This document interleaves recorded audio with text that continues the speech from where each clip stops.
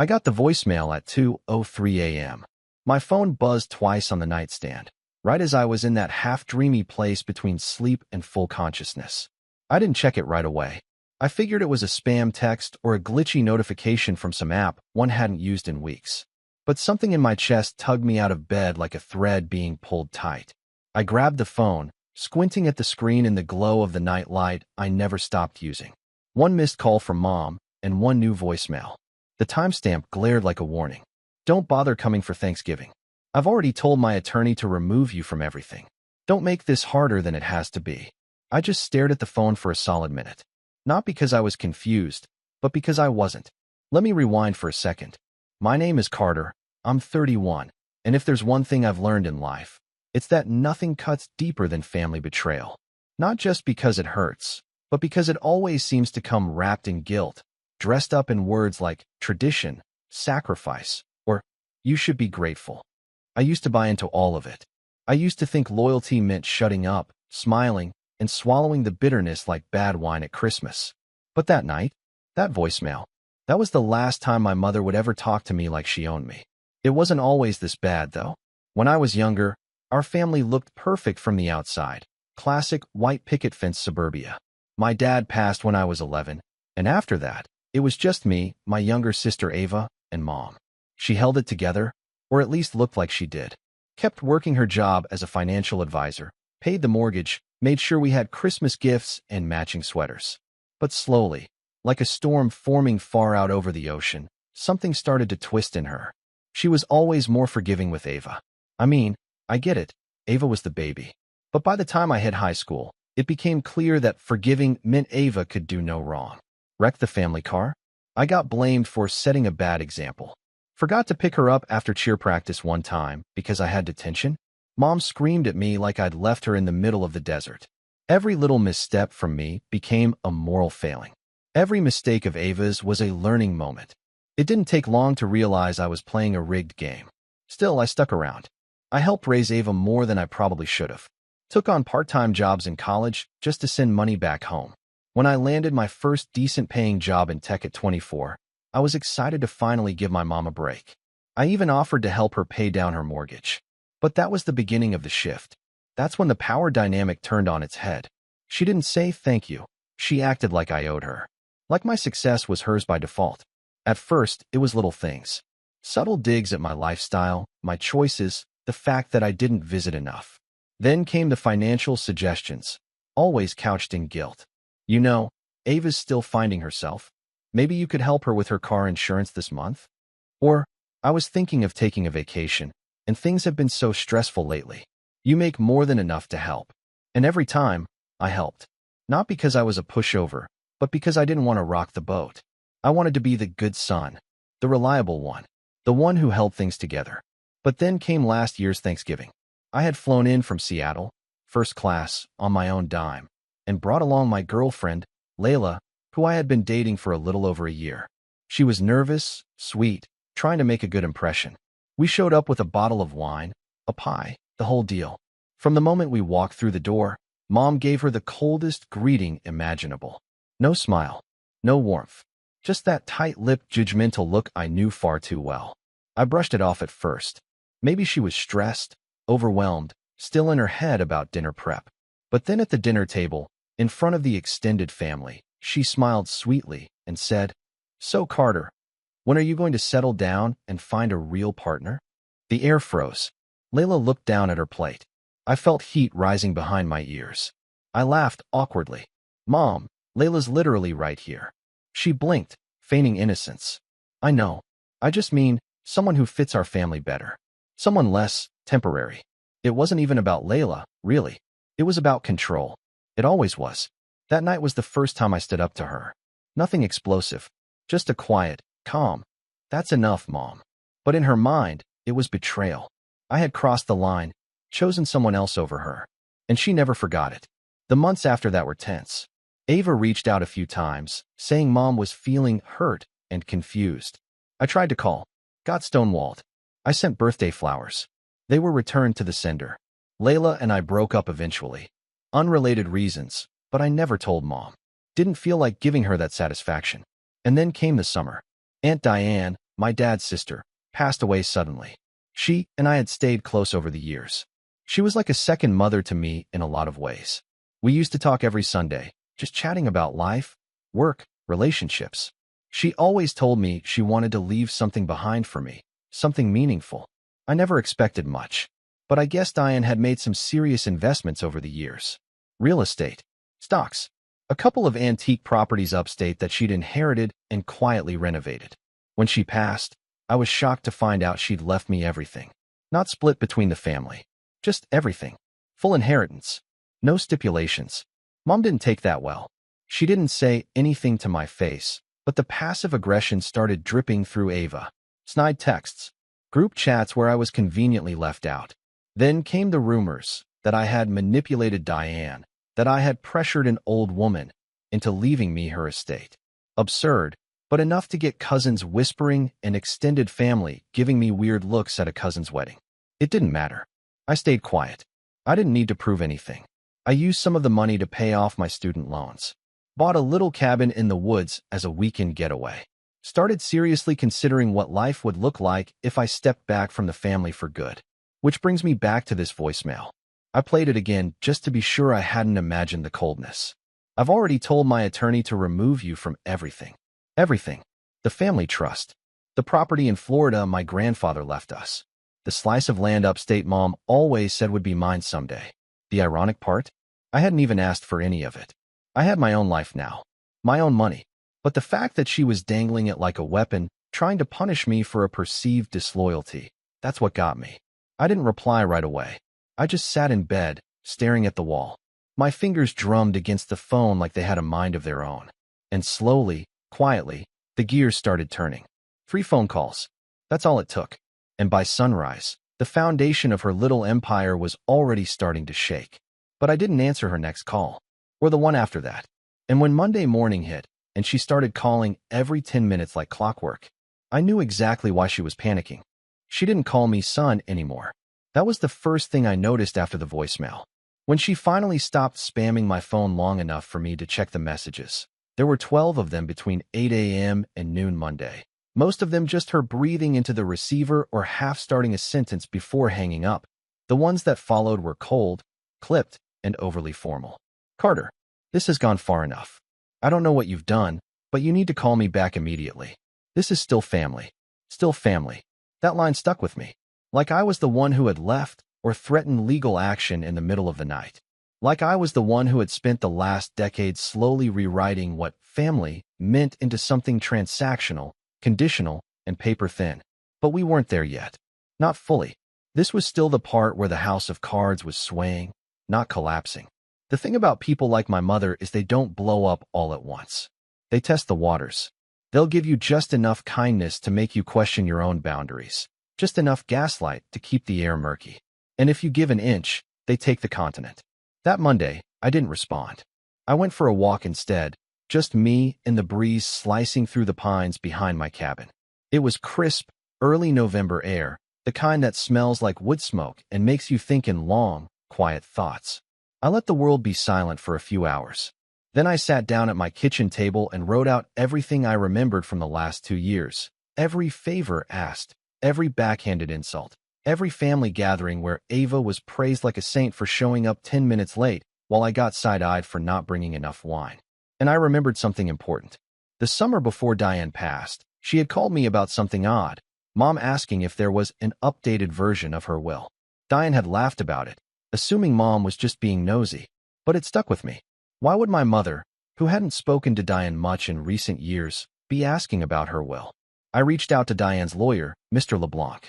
He remembered the conversation. Mom had called him 3 times that year. Just curiosity, she claimed. That wasn't even the part that made me angry. What made me angry was that she hadn't even pretended to hide it. She was digging before Diane had even gotten sick, like she saw her as nothing more than an uncashed check.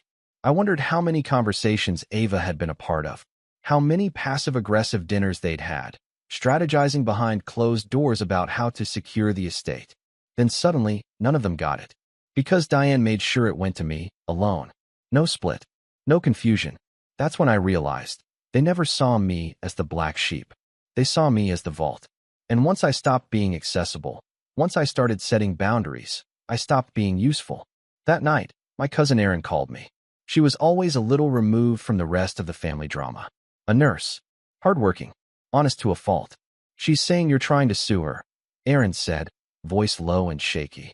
Like, literally spreading rumors that you're going after the family trust because of something in Grandpa's will. She told Aunt Marie that you're disrupting the family legacy. What the hell's going on? I laughed. I couldn't help it. I haven't filed anything, Erin. Not even close. I haven't even said anything. She's unraveling because I didn't play along. Erin hesitated. Carter, she showed us a letter. Looked official. Said you were working with a financial investigator. That made me pause. Because that was true. One of the 3 phone calls I'd made after that 2 a.m. voicemail was to a contact I had through work, a forensic accountant named Daniel. We'd collaborated on a few white-collar fraud audits over the years, and he owed me a favor. I didn't give him much. Just a name, some approximate figures, and a couple of account numbers from the old joint property fund that had been established after my dad passed away. It was supposed to be held in trust for both me and Ava, set aside until we were older, to help with college, first homes, medical expenses, all of that. I had never seen a dime. Ava, on the other hand, got a down payment on a condo last year. Just a little help from Mom, she said when I confronted her. And besides, you're doing fine. I was doing fine. But that didn't mean it was right. Daniel promised he'd quietly poke around. Said he'd get back to me within a week. And now, somehow Mom already knew. Which meant only one thing. Ava. She must have seen something. Overheard something. Or maybe she had access to one of Mom's email accounts. Either way, someone spilled. And now the panic was setting in. I stayed quiet. The silence was my favorite part. For years, my mother had trained me to think that silence was weakness. That if I didn't immediately respond, I was being disrespectful or cold. That every missed call was an emotional landmine waiting to go off. But now the silence was power. 3 days passed. By Thursday, she wasn't just calling. She was reaching out through extended family, sending messages through second cousins I hadn't spoken to in years. Carter, your mom's worried about you. Your mom's not feeling well. She says she's afraid you're getting manipulated. I ignored them all, but I kept the messages, because they were starting to form a pattern. And that's when the real breaking point happened. Saturday morning, I was at a coffee shop in town, sipping a black coffee and trying to clear my head, when I got a text from Ava. Just one sentence. You know you don't deserve any of this, right? No context. No hello. Just that. And suddenly I felt like I was back in high school, coming home after pulling a double shift at the grocery store, only to find Ava's friends raiding the fridge, blasting music, and laughing about how I acted like Dad died just to get attention. No one said anything back then. Not Mom. Not even Ava. And now, more than a decade later, it was still the same game. I didn't respond. But something in me cracked open. I went home, dug out an old fireproof box from the closet, one of the only things I'd taken from Mom's house when I moved out. Inside were a few old documents, mostly forgotten. My birth certificate, my dad's death certificate, and the original deed to the upstate land. My dad had signed it over jointly to me and Ava when we were kids. But there was a clause in the margin I'd never noticed before. Handwritten, notarized. If either party forfeits interest or fails to maintain stewardship, full title may revert to the remaining heir at discretion of legal counsel. I stared at it for a long time. Ava hadn't visited the property in over 10 years. I, on the other hand, had been quietly paying the taxes every year. It wasn't just about money now. It was about history, legacy, and truth. That same afternoon, I drove out to the property, took photos, logged into the county records website, and pulled everything I could. And then I called Mr. LeBlanc again. He picked up on the second ring. I was hoping you'd follow up, he said. Things are heating up on my end too. Apparently, Mom had already contacted her lawyer. She was attempting to restructure the family trust retroactively. Something that wasn't illegal, but certainly unethical, especially if it involved forged documentation. Mr. LeBlanc didn't confirm anything directly, but he hinted. She's acting like someone who's afraid of being found out, he said. If I were you, Carter, I'd prepare for things to get uglier before they get cleaner. And he was right. That night, I got an email from a private address. No subject line, just a PDF attached. It was a scanned letter, dated 6 months ago, addressed from my mother to a lawyer I'd never heard of. In it, She claimed Ava had been sole caregiver to Diane during her final months, and that I had severed contact for personal reasons, rendering me unsuitable to manage any inheritance on Diane's behalf. My jaw clenched. That was a lie. Diane had passed unexpectedly. No one was her caregiver. She was active until the end, gardening, traveling, hosting weekend dinners. I had text threads, emails, photos, even voicemails from her just weeks before she passed. She and I were as close as ever. This letter was a preemptive strike, a quiet campaign to paint me as estranged, unstable, uninvolved. And worse, it was in Ava's handwriting at the bottom. A co-signed statement. That was the betrayal. Not just that they tried to steal from me, but that they tried to erase me. And that's when I knew this wasn't going to end with a phone call. It was going to end in courtrooms, in title transfers, in cold, hard evidence. But not yet. I had one more move to make, one more call to place, and this one would flip everything upside down. For the first time in years, I felt completely unmoored.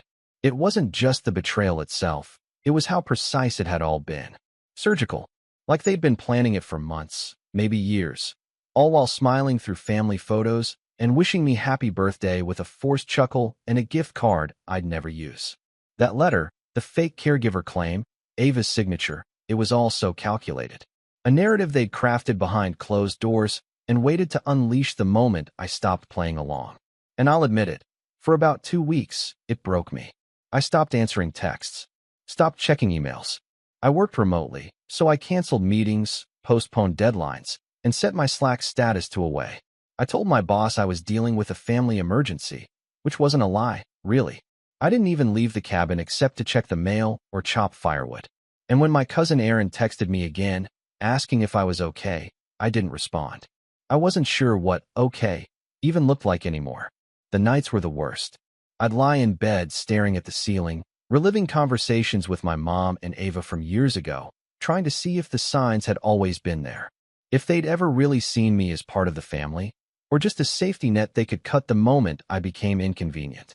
Every joke, every backhanded compliment, every time Mom referred to Ava as my little miracle while I was sitting right there, they all played on repeat. It felt like mourning something I hadn't realized was dead until now. And then came the breaking point within the breaking point. I got a notification on my phone one night, an alert that a listing had gone live for a cozy upstate fixer-upper with major historical value. It was my cabin, the one Diane had left me. They had listed it. I clicked through the photos, and sure enough, there it was. My porch, my stone fireplace, the old oak tree I had strung Christmas lights around last winter. The listing even mentioned property recently consolidated into family trust, title pending. I stared at that sentence until the words blurred. Somehow, they'd forged something, filed some kind of temporary claim. Maybe it wouldn't hold up in court, but that didn't matter. They were testing me, seeing if I'd blink, seeing if I'd just give it up without a fight, hoping I'd spiral far enough that I'd just hand it all over, exhausted and defeated. And for a moment, I almost did. I remember walking outside that night, standing barefoot in the frost-covered grass behind the cabin, and whispering into the cold air, maybe it's not worth it. Because it wasn't just the inheritance. It wasn't just the money or the property or even the betrayal. It was that they knew how to hurt me, that they knew the one thing I had left, peace, solitude, the quiet legacy Diane had passed down, and they were willing to take even that just to win. But then something unexpected happened. My phone buzzed again, a voicemail this time, from an unknown number. I didn't recognize the voice at first. It was gravelly, older, tired. "Carter, this is Henry. I'm your grandfather's old attorney. Diane gave me your number before she passed. Said if anything ever looked suspicious, I should reach out. I've been seeing some activity lately that doesn't sit right with me. If you have time, I'd like to talk." I called him back instantly. We talked for almost an hour. Turns out, Diane had anticipated something like this. Not exactly. She hadn't known the exact form it would take, but she had suspected Mom might try to twist things once she was gone. In one of her final meetings with Henry, she'd left behind a sealed file with a list of instructions and documentation, naming me as the sole beneficiary of her estate with stipulations, including a clause about any undue influence or coercive legal maneuvers executed by other family members being considered a breach of will integrity. Henry offered to send me a scanned copy of the file. I asked him if he thought it would hold up in court. Absolutely, he said. Especially with what you've told me. And just like that, the fog lifted. I wasn't powerless. They wanted me to believe I was. That was their first and most important move, isolating me, making me feel like I was the villain, like I had somehow broken the family apart by simply defending myself. But I wasn't the one twisting the truth. I wasn't the one forging letters. I wasn't the one rewriting history. And if I let them get away with it, I'd be complicit in that lie. So, I started getting organized. First, I made copies, dozens of them, of every document I had. The original property deeds, my email exchanges with Diane, texts with Ava, screenshots of the fake real estate listing, the forged letter with Ava's signature. I backed them up on 3 separate hard drives and stored one with a lawyer in Seattle who I trusted implicitly, someone outside the family network. Then, I hired a local attorney near the cabin, someone recommended by Henry. Her name was Lisa Chong, and from the first conversation, I knew she was exactly the kind of person I needed. No nonsense, no delay, and no mercy, she said, flipping through the file I handed her. They picked the wrong guy to corner. We filed a temporary injunction on the property listing first. That was easy. Within 48 hours, the listing had been pulled. Whoever had posted it got a cease and desist order so aggressive I wouldn't be surprised if they stopped sleeping for a week. Then we got to work on the bigger piece, preparing to challenge the forged documents and reinforce the terms of Diane's will. Lisa filed preliminary motions, contacted county officials to flag suspicious transfers, and quietly opened a civil inquiry into misuse of trust funds. In the middle of all this, I started rebuilding my own sense of self, quietly, intentionally. I reconnected with old friends I hadn't spoken to in years, explained what had been going on. Most were shocked, some weren't, but all of them listened. One of them, Jamie, invited me to a weekend camping trip in the Cascades. I almost said no. Then I said yes. And something about that trip shifted something deep inside me. Sitting around a campfire with people who didn't see me as a bank account or a trader, laughing over stories from college, roasting marshmallows like we were kids again, it reminded me that my family didn't define me. My values did. And that gave me the courage to take one more step. I emailed Ava. Just one sentence. I know what you did. She didn't reply, but I saw the read receipt. She opened it 4 times. The next day, I got an anonymous voicemail from what sounded like my mother's lawyer. It was vague, but clearly intended to intimidate. Vague talk of misunderstandings, settlement options, avoiding unnecessary escalation. I didn't even flinch, because by then, Daniel, the forensic accountant, had finished his report. Turns out, the family trust had been dipped into dozens of times over the years, for Ava's rent, car, tuition, travel, even cosmetic procedures. None of it reported properly, all of it traceable. And most damning of all, some of the withdrawals had been backdated and funneled through dummy accounts that were tied, indirectly, to Mom's financial advisory firm. Fraud, tax evasion, and maybe, depending on how it shook out, embezzlement. Lisa looked over the findings and gave a low whistle. They've really outdone themselves. We talked through options.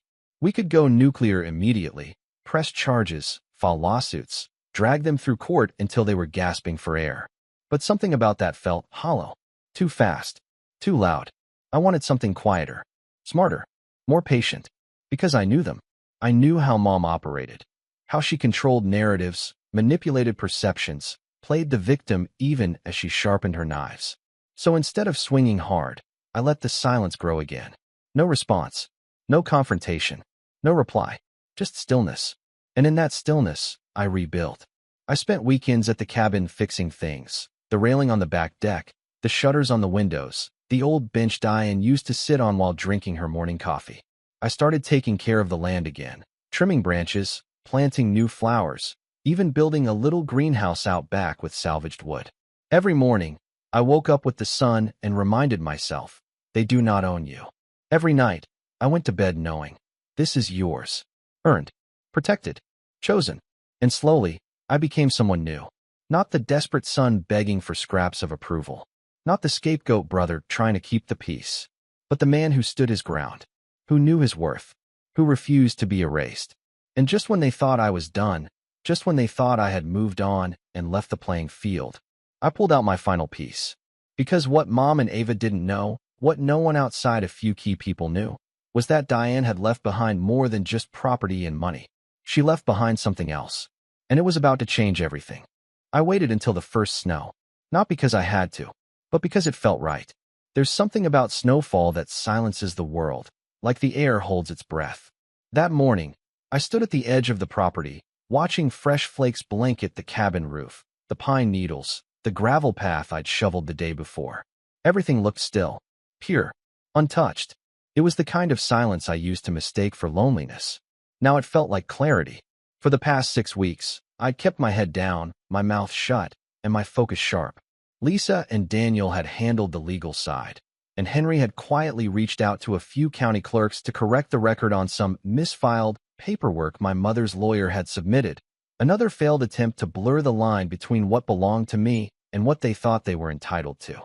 But this story was never going to be one with just paperwork. It needed precision, timing, and a little bit of patience. Because what my mother had never figured out, not when I was a teenager, not when I graduated college, not even when I bought my first place, was that I don't shout when I'm angry. I build, quietly, methodically, one layer at a time. And this time, I wasn't building alone. It started with a memory, something Diane told me a few months before she passed. We were sitting on her porch, sipping lemonade, watching the sun go down. She'd mentioned her old friend from college, a woman named Elaine who used to work for the IRS and then moved into private investigation work after retirement. She's sharp as a tack, Diane had said with a little smile. Always said she could smell a liar faster than a hound smells meat. At the time, I didn't think much of it. Just another one of Diane's colorful friends from her past. But after Daniel's report and the forged documents surfaced, I found myself thinking about Elaine more and more. I dug through Diane's old address book, the one she used to keep in a drawer by the kitchen phone. Yellowed pages, messy handwriting, names crossed out or rewritten over time. And there she was, Elaine B., with a New Hampshire number scrawled next to her name in faded blue ink. I called. Elaine answered on the third ring. Diane always said you'd call me one day, she said, not even asking who I was. We talked for an hour. I explained everything. The trust fund siphoning, the forged caregiver letters, the fake listing, the backdated transfers. She didn't interrupt once. When I finished, she just let out a low hum. Your mother's been sloppy, she said. Greedy people usually are. And when they feel control slipping, they start making mistakes. Over the next few days, Elaine started gathering data, digging into my mother's finances, pulling old property tax filings, reviewing the firm where she worked as a financial advisor. And what she found only made things clearer. My mother had borrowed from clients. Technically, the term was personal loans, small, unreported sums from elderly clients whose paperwork was rarely updated. Some were dead, some wouldn't remember signing, and all of it had been swept under the rug, likely repaid through other manipulations or covered up with doctored statements. It wasn't enough for criminal charges, not yet, but it painted a very clear picture of someone playing a long game of control and image management. And it gave me leverage, because if there's one thing my mother feared more than losing control, it was losing face. But even with Elaine on the team, I knew we needed more than information. We needed pressure. Public pressure. That's where Ava came in. I hadn't spoken to her since the letter. She hadn't replied to my text. But I had something she didn't know I had. A voicemail. Not the kind she left me. A different one. 6 months ago, when Diane was in the hospital for a minor procedure. Nothing serious, just routine. She had left me a message. I didn't think much of it at the time, but now, it read like a confession. Hey Carter, her voice said, warm and steady. Your mom called me again today, asking weird questions. She wants to know if I've changed my will. I told her it's none of her business. She didn't like that. Just, be careful, okay? Something's off. I had saved it without thinking. Now it was evidence. I sent it to Lisa. Her reply was almost instant. This is gold. From there, I began preparing the stage. First, I drafted a letter, formal, cold, and deliberate. It listed every violation I had documented. The misuse of funds, the falsified property claims, the forged letters, and the indirect tampering with Diane's estate. I included the voicemail transcript, a summary of Daniel's forensic findings, Elaine's initial report, and at the end, I attached one final page. Notice of intent to seek civil damages and full control of disputed assets. But I didn't send it to Mom. Not yet. I sent it to Ava, and I sent it anonymously. That night, at exactly 2 a.m., poetic timing, I got a call from a private number. I let it go to voicemail. A few minutes later, I listened. "Carter, what are you doing?" It was Ava, her voice breathless. "You don't understand. Mom said we were just protecting the family. She said you didn't want it, that you didn't deserve it. You had Diane. I didn't." She paused. "Please don't do this." I didn't call back, because that wasn't the goal. The goal wasn't to get her to confess. The goal was to break the alliance. People like my mother rely on enablers, on willing foot soldiers who will carry out their plans in exchange for approval, protection, or scraps of inheritance. But when those alliances crack, when doubt creeps in, the whole pyramid collapses. And Ava had just cracked. A few days later, I learned she'd scheduled a meeting with a different attorney. Lisa confirmed it through a contact. She wasn't filing anything. Not yet. But she was asking questions. I smiled when I heard that. Then I made my final call. To the board of directors at the firm where my mother worked. I didn't go in guns blazing. I didn't accuse her of crimes. I simply submitted an anonymous tip, backed with carefully worded documentation from Elaine and Daniel, suggesting that one of their advisors may have engaged in undisclosed borrowing practices and that a quiet internal audit might be in the firm's best interest before the information reached regulatory agencies. I knew how corporate structures worked. I knew they'd look into it, and I knew they'd find enough smoke to start sniffing for fire. Whether or not they confronted her directly, the damage would be done. Her stability would be shaken. Her allies would go quiet. Her emails would be monitored, and she would feel it. But still, I didn't reach out. Not to Mom. Not to Ava. Not to anyone. Instead, I hosted a dinner. It was small, just Aaron, Lisa, Daniel, and Elaine. We sat around the fireplace at the cabin, shared wine, roasted vegetables, laughed about how Aaron once dyed her hair green in middle school and blamed it on me. It wasn't a victory party. Not yet. It was a gratitude circle. Because I wasn't in this alone anymore. I looked around that room and realized I had something they didn't. Real allies. People who didn't need to be manipulated, or bribed, or guilt-tripped into standing beside me. People who chose me. And that's when I finally knew it was time. Time to send the letter. Time to pull the last thread. Time to end this. But not with anger. With precision. And when I finally delivered that final blow, it wouldn't just shake their world. It would shatter it. I sent the letter on a Tuesday morning. Not electronically. Not through a lawyer's office. I printed it, bound it neatly, and sent it certified mail so there would be no ambiguity about when it arrived or who signed for it. One copy to my mother. One copy to Ava. One copy to my mother's law firm. And one copy, quietly, carefully, to the compliance department of her financial advisory firm, accompanied by a short cover note that simply said, "You may want to review this before it becomes public." I didn't feel nervous when I dropped the envelopes off at the post office. I felt calm. That afternoon, my phone rang for the first time in weeks. Mom's number lit up the screen. I let it ring out. 2 minutes later, Ava called. Then Mom again. Then an unknown number, which I assumed was her lawyer. I didn't answer any of them. Because for the first time in my life, I wasn't reacting. I was allowing consequences to arrive on schedule. By Wednesday morning, the real estate listing hadn't just been taken down. It had been flagged internally by the brokerage. Apparently, someone on their end had realized the documentation backing the listing was inconsistent. Titles that didn't line up. Trust language that didn't match county records. A seller who wasn't actually authorized to sell. Lisa called me just after breakfast. "They're scrambling," she said. "Your mother's attorney requested an emergency meeting to clarify misunderstandings. The county clerk forwarded us a copy of the forged affidavit." And I asked. And it's bad. Sloppy bad. That afternoon, Daniel forwarded me an update. The internal audit at my mother's firm had been quietly initiated. One of her longtime clients, an elderly man whose account she'd borrowed from years ago, had been contacted for verification. He didn't remember authorizing anything. Neither did his daughter. Elaine followed that up with her own message. "They're circling the wagons." That usually means someone's about to get thrown out. By Thursday, Ava finally texted me. "Please, we need to talk." I told her we could meet Saturday. Neutral location. Coffee shop halfway between the city and the cabin. She agreed almost instantly. She looked smaller than I remembered when she walked in. Not physically, emotionally. Her shoulders were hunched, her eyes darting around like she expected someone to be watching. She sat down across from me and immediately started talking, words tumbling out in a rush. Mom didn't tell me everything, she said. She said you didn't want the land, that you were planning to sell it anyway.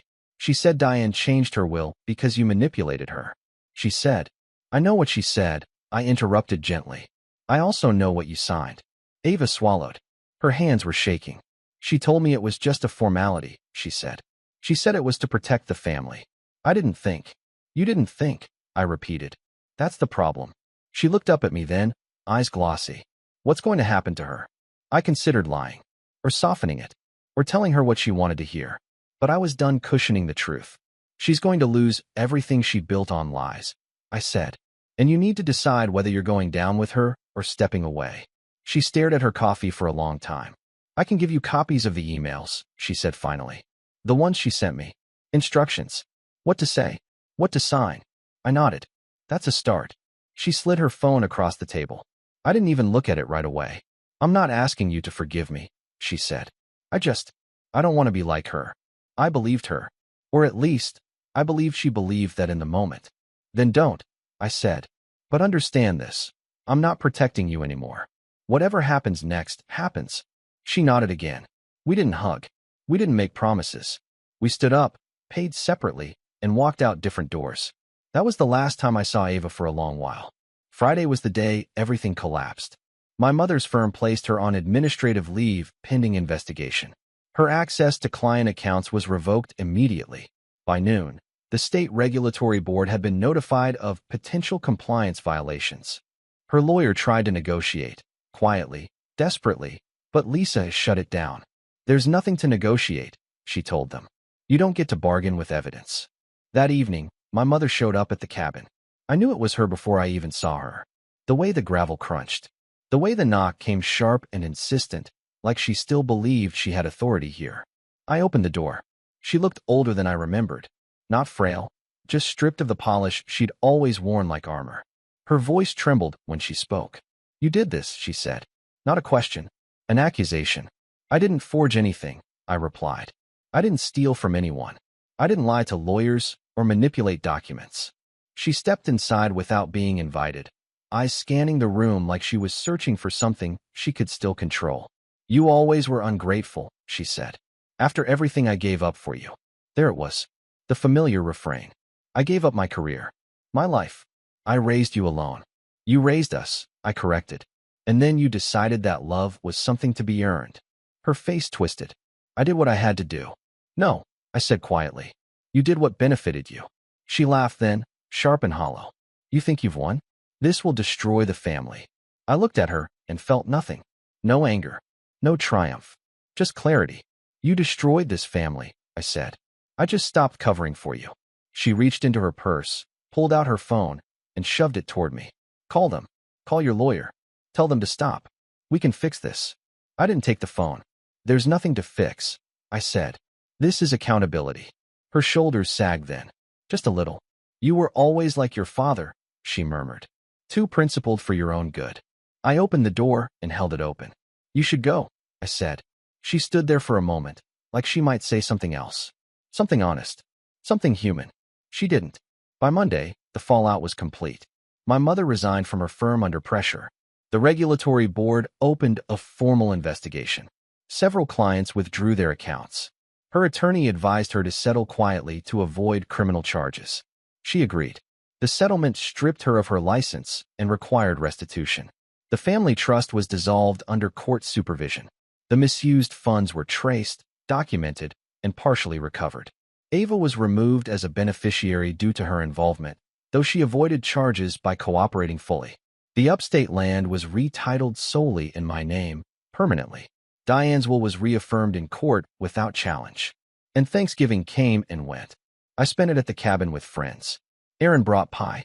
Jamie brought terrible wine. We ate too much, laughed loudly, and took a long walk through the woods as the sun set early and golden. No voicemail. No threats. No guilt. Just peace.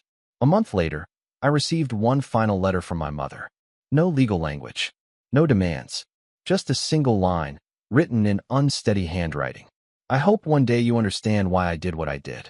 I folded it carefully and placed it in the fire. Some things don't need to be understood. They just need to be ended. I still go to the cabin every winter. I still pay the taxes. I still sit on the porch dying loved and watch the snow fall in silence. And every time I do, I remember this. Family isn't who tries to own you. Family is who stands with you when you finally stand up for yourself.